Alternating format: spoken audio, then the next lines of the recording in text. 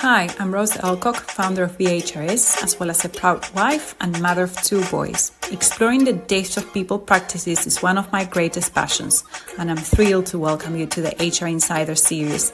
This podcast offers a behind-the-scenes look at the work we do in HR, the challenges we navigate, and meaningful one-on-one conversations with colleagues from our industry. Together, we'll uncover what HR is truly about. We are here to share insights, stories, and inspiration with you. Let's dive in.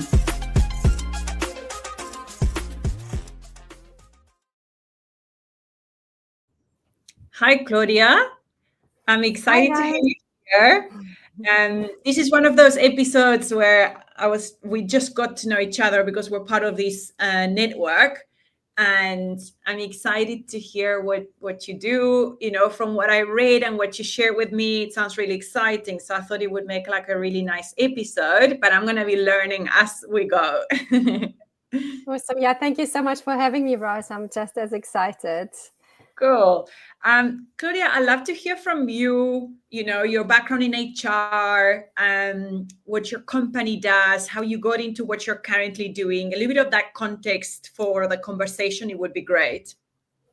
Yeah, sure. You might actually be surprised that I'm an engineer by training and very much an entrepreneur by heart, and that's really how my journey brought me here. But maybe just a little bit on my background.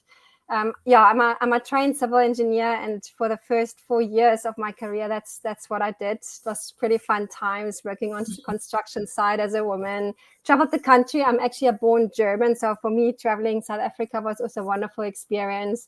Ended up in very strange places like Richmond, small towns, and I even helped build the concrete structure of the Greenpoint Stadium for our Soccer World Cup in 2010. So very, very interesting 4 years of my life. But very quickly, I realized that that's not so much for me.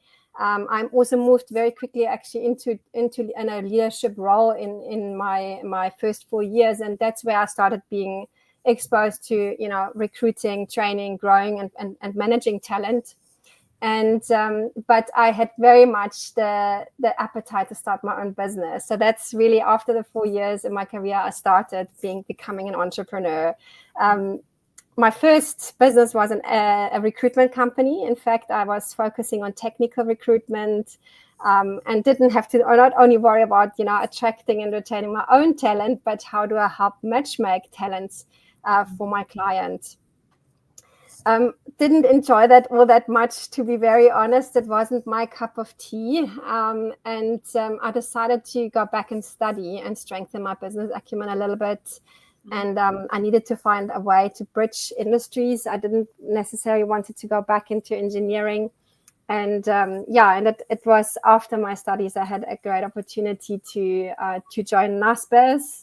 That was a wonderful time to just be exposed to the tech space. So I was in the group of companies that was looking after tech startups. They had acquired a lot of tech startups that I helped integrate into the group, and later on was involved in Kalahari.com, and that still existed before it was merging with Takealot.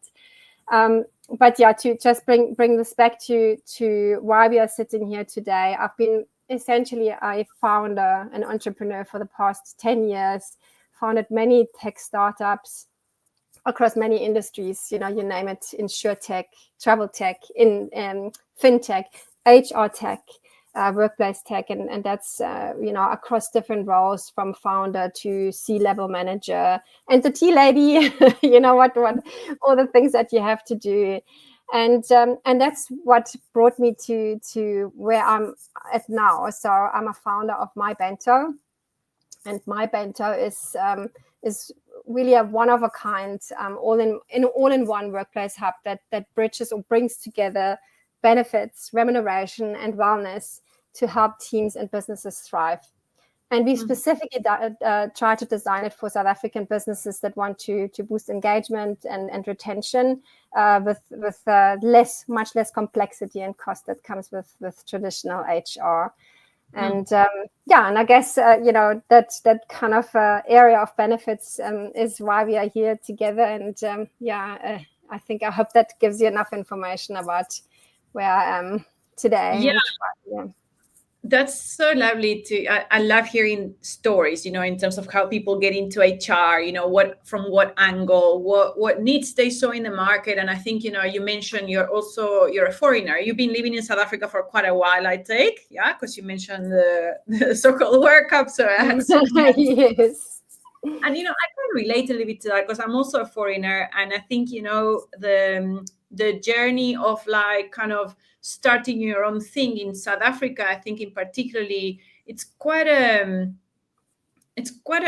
almost like it's as a foreigner. You were employed, and I think you have from a visa point of view like critical skills, right? So I'm sure that was not necessarily an issue to you. But being a foreigner, you tend to open your own thing because you're almost unemployable, to say it in a way, unless there is a scarce skill.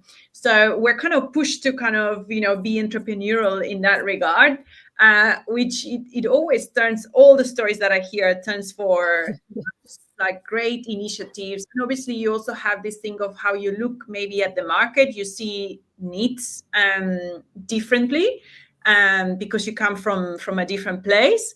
So, but it's lovely to hear that your work experience has mostly happened in South Africa. You have interacted with a lot of kind of well-known brands in South Africa, and with your degree that you went into HR. Because I'm also thinking with your skill set, you probably can get like very well remunerated for the work that you do, if you find a job in civil engineering in a company. So you go on your entrepreneurial journey, which is a little bit more like risky, right? Like you will have to wear all the hats. You have to do the sales, you have to do the marketing, you have to actually develop the product. So going that route is risky, but as you said, rewarding to you. And now your current venture, I actually never heard of a company that does it, maybe in this specific market of SMEs, right? Transforming in the employee benefits. I'd love to hear a little bit more of what are how do you structure the products, what sells the most, how do you engage with SMEs in terms of where the need lies and how you solve that need. Yeah, so you're quite right, Rose. The SME market or small company market is generally not served or underserved from the traditional players in the benefits space. And where you then do work with players that focus on a particular niche of product. So if you think about traditional benefits, we are generally talking about medical aid, financial services product, medical aid, group life cover, and retirements. Those are the three go-to products that you generally find big organizations offer. And that is basically serviced by the large financial institutions. I won't name them, but that's kind of what you see traditionally. And what happens is that because they have got a lot of old processes, more traditional processes, that it's costly to roll out an employee benefits program. And so they kind of naturally leave the smaller companies behind because it's kind of not worth their while.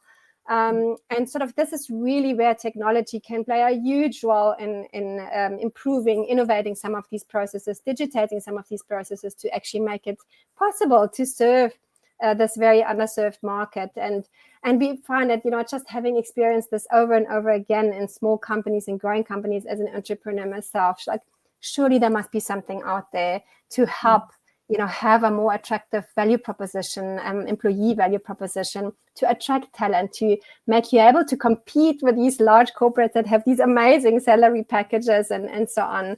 And that's really a problem that I've continuously experienced, and that we, our co-founder team here, are out to solve for. Yeah, I hear you. And it happens a lot with the clients that I work with when it comes to if they have the question around structuring benefits. And also my kind of target market is also the SME market. Mm-hmm. I tend to say, just pay people a little bit more. And then, that's, like you can structure it as a benefit, but as you said, it's costly, and corporate, like companies that offer the benefits do not look at at SMEs like in a enticing way, because as you said, it's not the most profitable to them. So it almost feels like, I don't know, it's just difficult to structure it. So I just end up saying, like, just make it. And then sometimes what we do is, like, it is a cash component. We just categorize it. So it's not like we structure the benefit. We just categorize it. Like, okay, we pay you 2K more medical aid, right? So a way for that attraction. But how amazing would it be to actually be able to put something together that looks like a robust benefit program for SMEs? So how does your process start? Do you meet with the companies, they tell you their needs, you kind of look at what would look good for them in terms of the benefit offering, and then you engage with the providers? What exactly, how does that process go?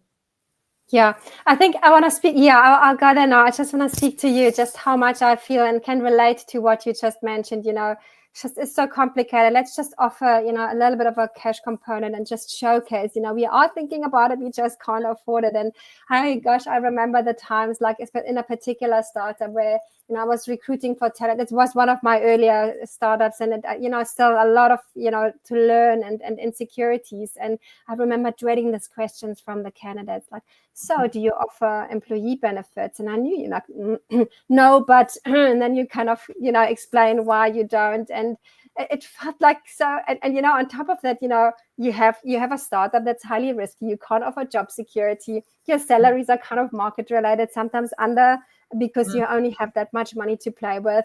You're expecting people to work extremely hard. Like what kind of hard? It's kind of really difficult to attract talent. So I can relate to that. But how we go about approaching it, I think there's two things that is important to notice. We need to understand kind of where we are driving a very, very different way of thinking about employee benefits, and certain organizations may not be ready for it, and we have to adjust for that. But where we are going is we bring benefits together in one platform, and that is a very holistic range of benefits. We don't just look at financial benefits. We need to make sure that the individual is looked after as a whole, and that includes financial aspect, and it includes health aspect, it includes mental health aspects, and it includes personal development. So how do you make sure, and all these contributing factors that lead to better employee satisfaction and engagement. So in the end, we would like companies to be at a point where they say, give the employee the power to make the choice. Give them a budget, and they can spend that budget across. And still, depending on the benefit that they are choosing, they can benefit of the tax, the tax benefits that come with certain and benefits, and others, you kind of have to deal with it, that it is a taxable piece of your income. But that's the ultimate goal. But certain organizations, this change is evolving, and certain organizations are simply not ready. And we might touch base on this later, why and kind of where the blockers are. But when we understand the readiness of an organization, of where are they, they feel often more comfortable. Okay, let's launch one thing. And there's huge efforts also being made by the company itself to say, we have done this. We have spoken to our employees. They've raised this as a particular burning point. And we have existing relationships with providers where we can then make these products available and through our platform, and in some instances have to facilitate the relationship where it's needed from a regulatory perspective. In others, it's just managed via us as part of our value proposition. I love what you're saying, because you almost want to get to a point where you say as an employer, everybody gets a specific amount. Now you go into this platform and come up with your own benefit structure, according to your needs. And then once that's done, it just gets kind of like added into your payslip at the end of the month. But I love that idea, almost like shopping for your benefits in a platform. And as you said, you as a service provider, what you're doing there is like making it very efficient in terms of you don't have to liaise with the actual service providers, and whatever admin, everything gets funneled through you. So it's quite a smooth experience for both the company and the employee, because at the end of the day, the experience is for the employee, right?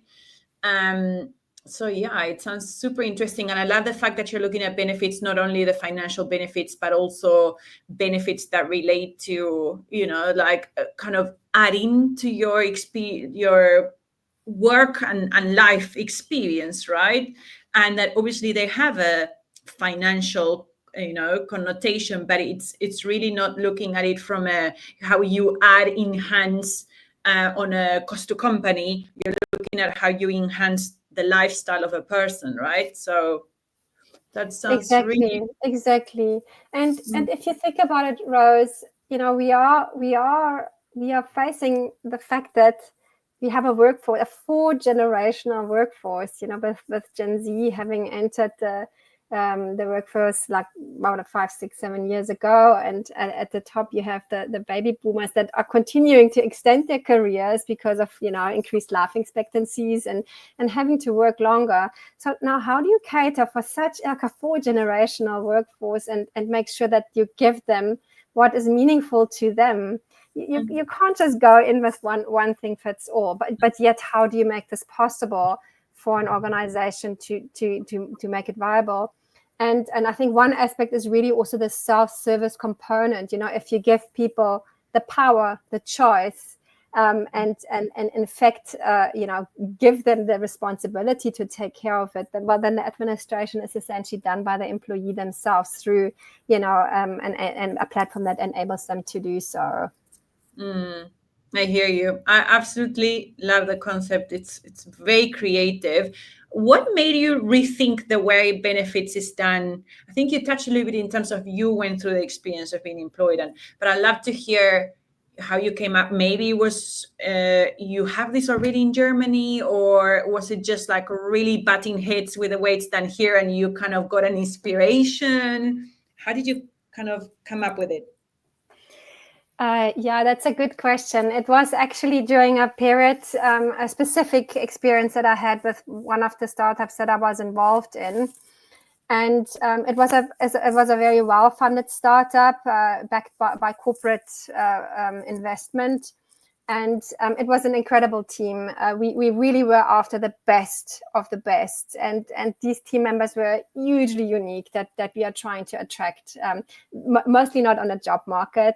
And came from either being self-employed or had enough of the corporate journey and kind of were off to go for a year to a dive in Indonesia, those type of individuals. And we really thought about how do we attract them, and we got the most interesting questions like, do you offer parking in the building? Do you offer Uber allowances? Do you offer medical aid? Do you offer, you name it? There was the questions that we received were amazing, and so diverse. And we thought to ourselves, well, surely we can make this flexible. Surely we can give employees the choice. And sort of here was the idea. We said, well, give employees the choice. Like let them choose what they want, and we kind of make that their section of the salary component that speaks to that. I was then the chief operating officer and processes and HR fell under my portfolio, and I was tasked now to make this possible. And I started meeting with remuneration specialists, and I started investigating how do you make this all possible. And oh my gosh, did I realize this is complicated. This is difficult. And I very quickly realized we have to pause this project. We have to focus on building the business. And unfortunately, this business no longer existed. The corporate changed their strategy and pulled the funding. But thankfully, that gave birth to my baby. Yeah, I hear you. Now, while you speak, I'm thinking that you almost, it feels like you're almost going to become the payroll software, because in this kind of CTC people get, they can actually, and you don't even have to limit the amount of benefits, right? If you say, okay, this is your CTC, and you can actually grab things, like your Uber, account comes from here, and almost like have everything financially related. As you said, some of them have the tax benefits. So if you are a founder and you're on your own business, you can see some of those benefits of what it means to own a company, an entity where you can become tax efficient. And employees don't have that exposure because it's very much a CTC gets in, you get your pay slip and you get your deductions and that's it. But almost what you're saying is that to give some of those benefits from a tax point of view, make it more efficient. But it does sound like you almost have to come up with that payroll software itself, if that makes sense. Is that something that you have thought of?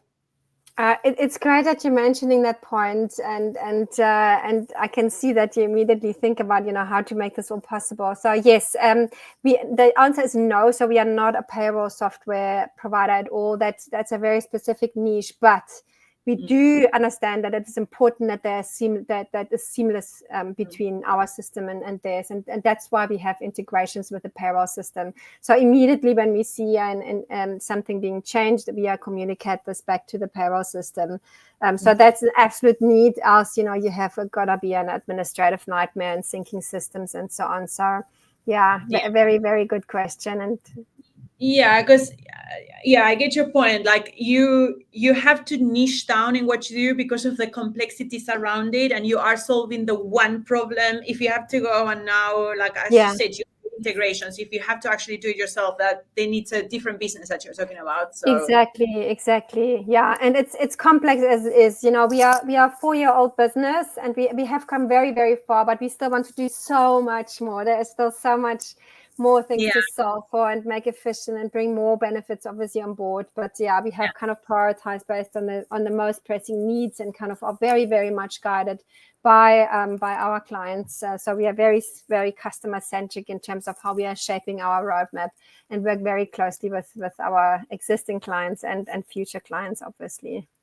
Yeah, I hear you. And I think that is the nature of a tech business. There's always cool features to develop, and that roadmap, and it's never ending. It's extremely exciting. Also, it's quite nerve-wracking, right? Because you have to prioritize a lot of communication with a client in terms of what to expect or not, because everybody kind of wants their, what they want, right? And then straight away, but you have to pay attention to what are those that will scale more and not the very nichey customized solutions. So it's a juggle, I'm sure. Yes.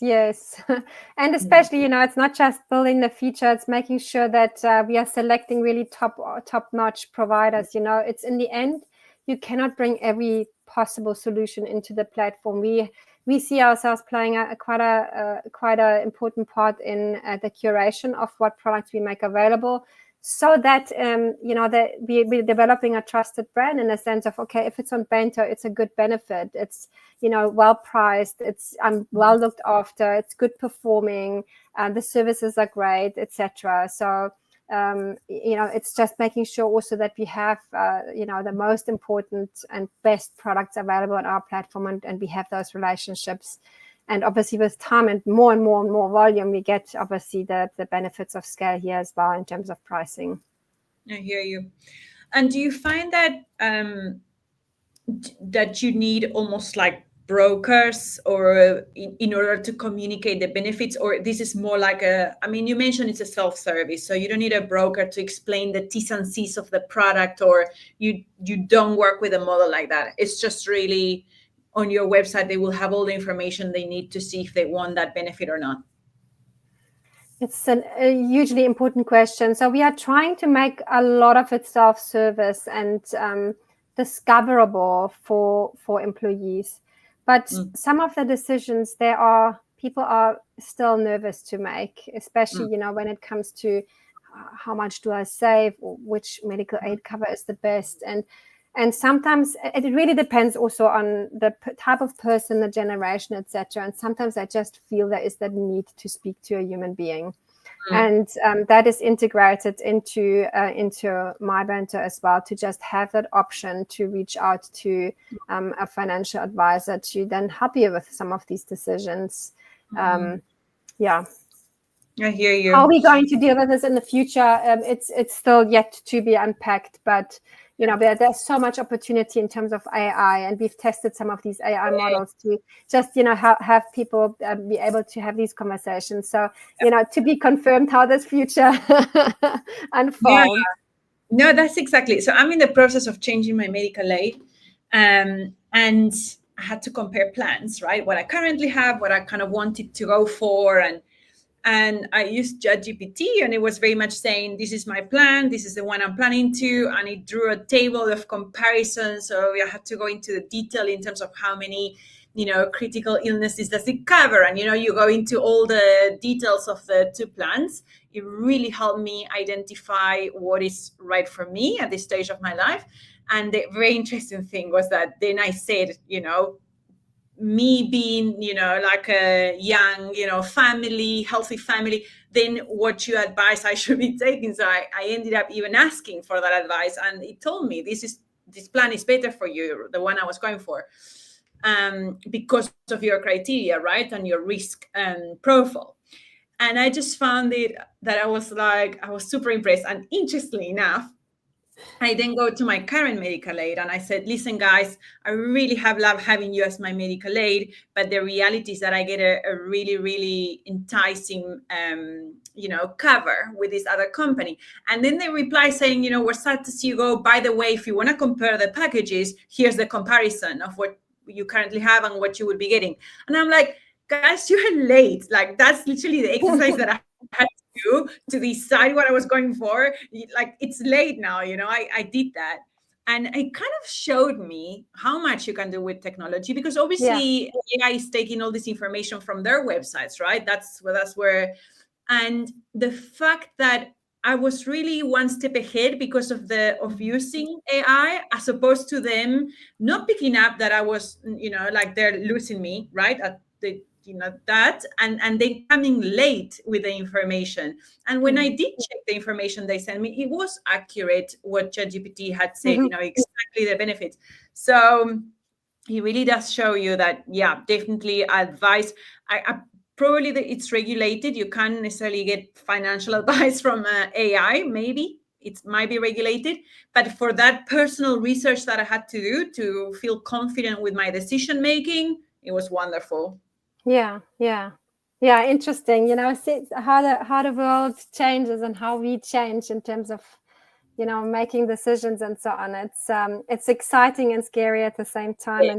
And like you said, the role technology can play in just helping, improve experience and just get a quicker answer for that matter. I think also, coming back to traditional employee benefits programs and the relationships that are involved, what you generally find is the employer, they engage with a broker. The broker then, together with the employer, decides, okay, this is what we offer.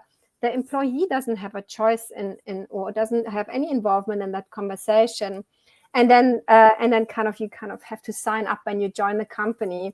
And just from an employee experience perspective, you just joined a new company, new people, new job, you're establishing yourself. Like, there's so many stresses in your life right now. And but if you have to join a group scheme or an employee benefit, a traditional employee benefit scheme, you have to make a decision now. And you're being forced to make quite an important decision while you're under so much stress and new challenges as you're changing jobs. And it can be so different. Life could be that surely we can do better. And really, like you said, technology can play a huge role. And just informing employees at that point when they need that. When, for example, they're thinking of making a change in medical aid, changing a provider, what do I consider? Could there be a potential late joiner penalty? Could there be a potential, what do you call it?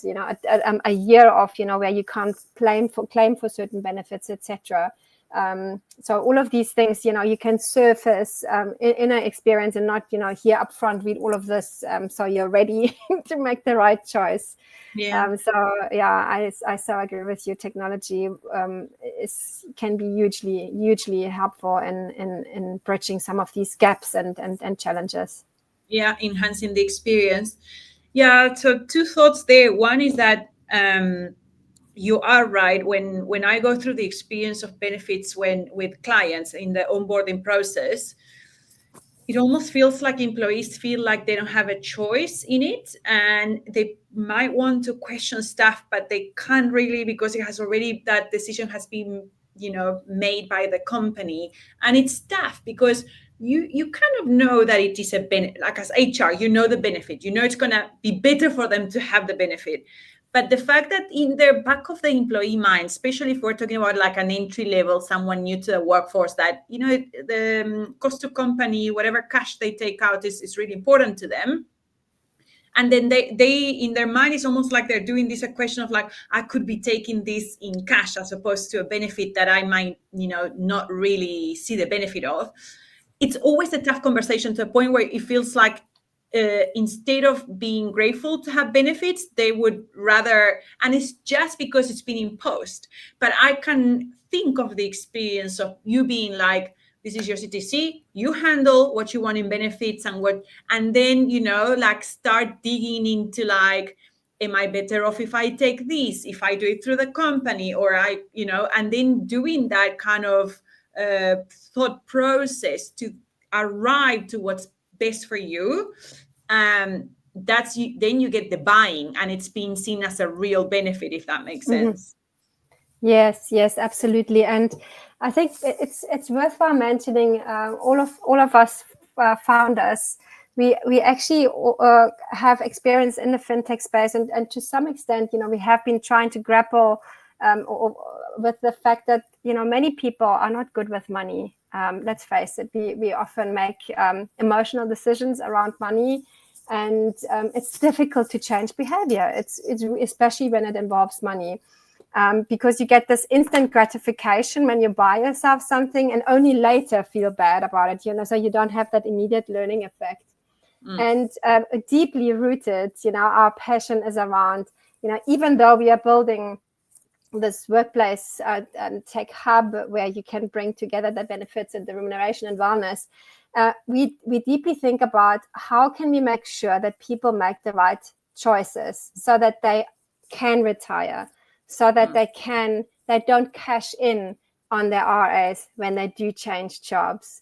And the plugging into the payroll piece is a huge factor, a huge motivator here for us. If we can help deduct from the salaries for the things that are really critical, then only the leftover, the net portion ends up in the employee's bank account, and then they can spend with less worries because they have already taken care of the important things.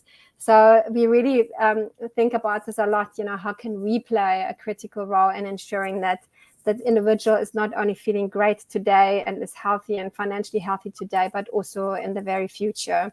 It's scary how many people can't afford to retire. It's scary how many people cash in on retirement benefits when they change jobs. There's a lot that can be done here to help people be better off and make more of their earnings. Yeah, no, 100%. And I also link it back to the fact that I do feel like there's a gap in terms of like when one studies a degree to get that type of educational content in terms of like financials, how to plan, right? How, because you go into the workplace and you get a job, you get excited, you get money, and then that there's the basics that you have to provide for your rent and your car and stuff like that. But that financial planning, it's almost like if you don't study a financial related type of industry, you don't necessarily get a course on those things, right? So then you just hear, obviously like parents' experience, or you kind of hear, what's best for, but so you kind of, stumble upon information, but it's not necessarily well laid out. So it sounds like there's also that educational aspect in your platform in terms of, like, as you said, making the right decisions, which it's needed.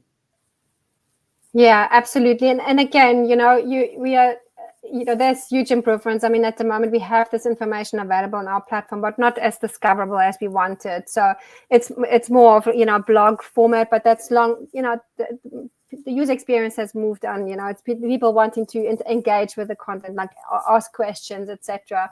And very much so. I'd like to serve that right information at that right point when people need it, and not, kind of having to first, go through a lecture before they make a call on the right medical aid. And sometimes it's just simple pieces of awareness that you're not aware of. And if you only had known, you would have chosen differently. And sometimes it's a small piece of fact that I'm still learning, having been in this industry for some time and having life experience, with own decisions being made, but I'm still learning every day. It's not easy to make the right decisions. No, you're right. It is an always learning type of, you always have to be on it. And you mentioned something related to different generations that I'm curious about. When it comes to benefits, do you see a big difference in between the different generations, new people in the workplace? Do they look at benefits differently from people that have been working for several years? Yeah, very much so. It's often generational leverage, but you can't really box people too much from a generations perspective only. It really also depends on the life stage that they're in. But often, or sometimes, more often than that they do overlap. And yes, priorities are very different for various generations. So maybe to just name a few examples. Baby boomers, obviously, they are much closer to their retirement. They prioritize everything around retirement security and also healthcare benefits. They're older. They're probably not as fit as a 20-year-old, and start, thinking about having potentially, much more security in terms of, medical aid cover. Then many are delaying retirement, again, because careers, they have to extend their career path. So that shapes also in the way they are thinking about benefits, and they place more value on, their experience being recognized and their institutional knowledge. But on the other hand, they may not be as easily adopting new technology. So that's, something to think about. And if you then completely flip this, to the other end, when you look at Gen Zs, they're just entering the workforce. They've got a huge focus on purpose, on values alignment, and they're digitally native, right? They want a seamless technology experience. They don't want to talk to people. They just want doing everything on a platform, self-choice. They value transparency, and they are very interested in financial wellness and, education around financials and getting guidance around that. And then somewhere in between, you have sandwich generations. They have to worry about their kids and their parents. How do I make sure I can cover both? Then you have got huge student loan debts for people that just come out of varsity. They don't prioritize retirement savings. They're thinking about how on earth am I going to pay this loan off? So it's you can just see how very, very different needs surface through different generations and just life stages in general. Yeah, I hear you. Almost like the term benefit means something completely different to yes, right? Absolutely. And that's why we're actually trying to stay away from it. We think, what do we call ourselves? When you talk employee benefits, people immediately go, medical aid, financial institution. We are thinking about a wellness hub. It's about the entire individual, but not necessarily. It immediately triggers, like we are talking about, all the value adds that you can hop on top of, your remuneration. So it's difficult to position ourselves because we are new. We are a very new category, and we have to drive a lot of the change and the transformation, which is exciting but challenging at the same time. So, we kind of have to go with as fast as, organizations are willing to change, and obviously also the more traditional providers that need to, adapt also in the way they're thinking about product and their distribution. Yeah, no, I agree with you. And I feel like when I get that question from employers, as I said, I have my default answer to be like, look, you can literally add like a cash value and categorize it as such as a contribution, right? And then that would be your starter, to benefit.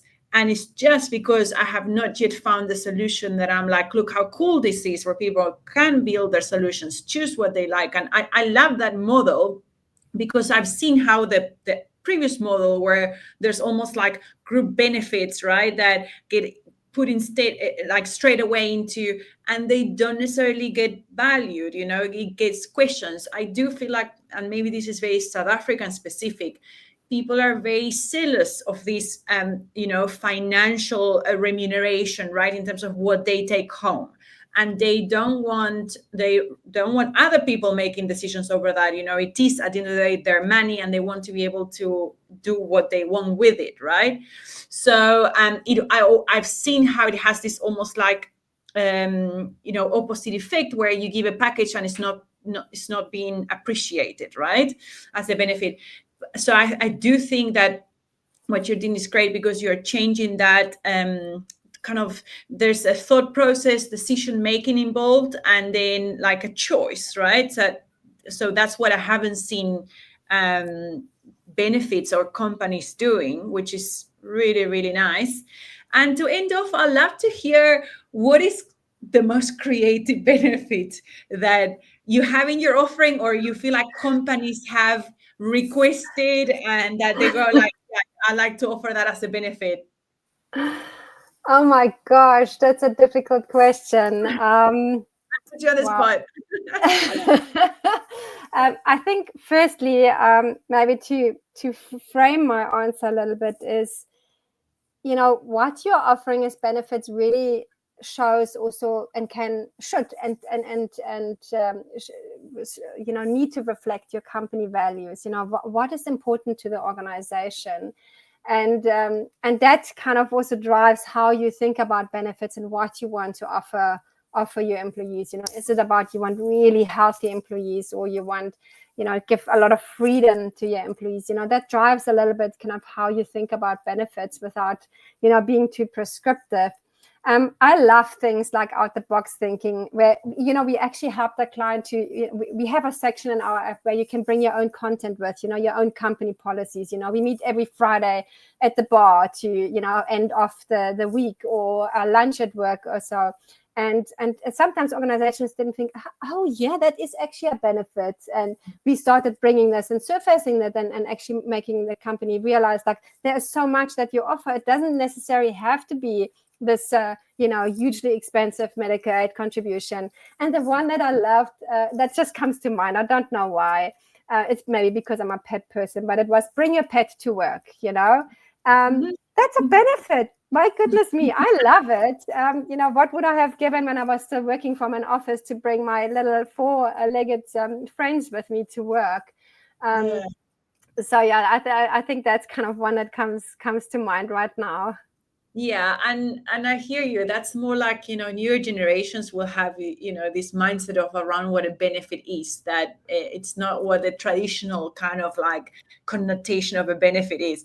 And it is quite wonderful. I think it has to do with like this big integration in between life and work, and really merging both. And I think, I always say COVID really helped with that mindset of like, it's okay to bring your pet to work because there's nobody at home, and then you have to be at work. So like to really uncover what are those needs, and really work with that. And that's maybe, sorry to interrupt you, Rose, I think, and that's maybe also just an encouragement for companies that don't have huge budgets. And by the way, you don't have to have huge budgets. Just help give people a little bit of a platform, a push in the right direction. Often they just need hand-holding and making the right choices. And that's also our idea, just make it available. You can contribute like 200 Rand, and the rest is deducted from the employee's salary. But that's not where I want to go, is like this pet to work, bring your pet to work thing. That doesn't cost you a cent, yet it tells about the company. It tells about how they care about the personal life of the employee. And there are ways of thinking about benefits in a very, very different way, and be creative without things costing a hell of a lot of money. Yeah, I love that. And I think what that also ties very nicely to this personalization thing that your platform has, which is, as HR, we can draw policies around things like benefits, right? And that would be, let's say, your study leave, like 5 days for you to write, or whatever the company wants to put in place. But at the end of the day, it's still the company thinking what's best for you, while if you're still not the one that's choosing what works for you. So I think the personalization aspect of your platform to be like, there's a whole bunch of things in there, and I can choose what really resonates with me, what I really need. Mm-hmm. Some of them will be monetary, some of them will be like freedom of location, freedom of time, and like possibilities, like what you just mentioned, activities. Then that, I think that's so like enticing, definitely an attraction strategy for a company. And they don't cost, some of them don't cost, so why not? Because up to now, I feel like we've seen it very much like HR creates the policy, we inform the whole company, what the policy is about, and then you expect people to be happy with the policy. But I think we've done it all wrong, because in a way, all you want is just to give choices, opportunities, Yeah. and then people to really, so not roll out a company-wide policy, more like customizing and let people do what they want, type of thing. Yeah, and I think that's really where we want to go. But I think that scares a lot of organizations, to handing over control, giving away control. How do I like potentially measure this, or how could this impact budget, unforeseeable, or productivity, and things like that, or for that matter, regulations. There's this. Many companies have adopted ideas like unlimited leave. And even that in itself is, how do we make sure that what you offer and how you translate this makes sure that you're still sticking to the basic employment conditions regulation, where you're supposed to offer a minimum amount of days each year, but how do you make sure that people actually take the leave and so on? It comes with complexities, but and I think that's why people are scared. That's why companies are scared. It's new. It's you're handing over control to someone else to define their own employee experience. It kind of feels weird, right? And that's really the kind of, it's a journey. It's a journey, and we are seeing ourselves very much playing a role in this journey. But I think sometimes we just need to take the leap or try. You can just run proof of concepts and see, and make this very clear. Just communicate this very clearly to your team. We may take away this. We are just trialing this.